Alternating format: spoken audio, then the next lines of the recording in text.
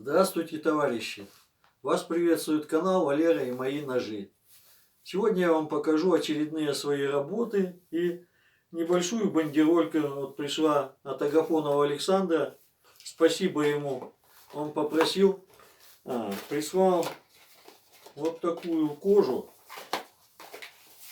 Вот, сыромятная кожа. Вот такая вот.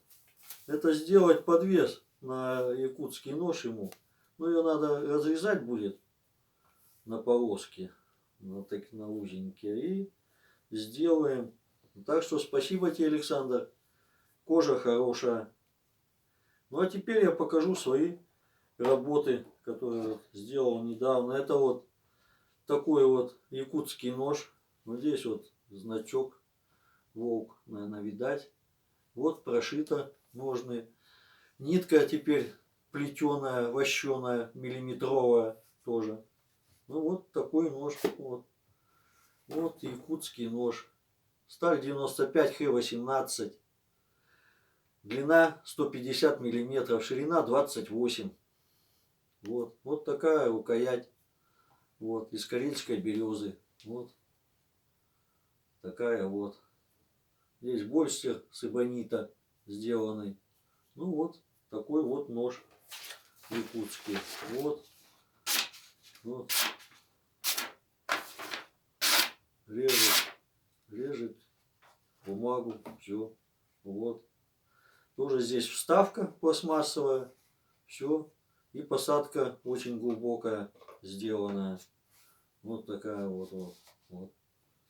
Вот такой вот нож.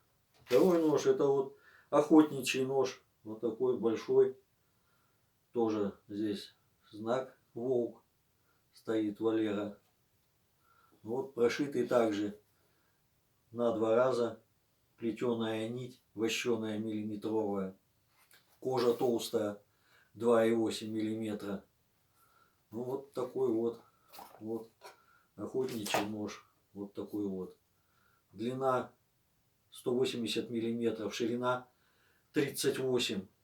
Потому что 40 просят, но сама заготовка 40. А пока обработаешь, ну, может 39 получается. Вот рукоять вот такая вот, это Африка зебрана. Ну, как говорит, на зебру похоже, нет, но говорят так. Больстер с алюминия, всадной монтаж. Сталь тоже 95 Х18. Вот. Закалка заводская, пишет, 58-59 единиц по шкале Роквелла. Вот. Ну, дальше тоже результат. Вот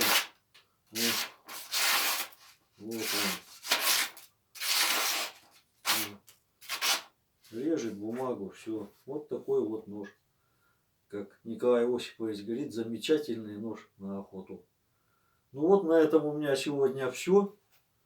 Такие вот тоже вот труды. Вот тоже посадка глубокая. Ну все вам. На этом у меня все.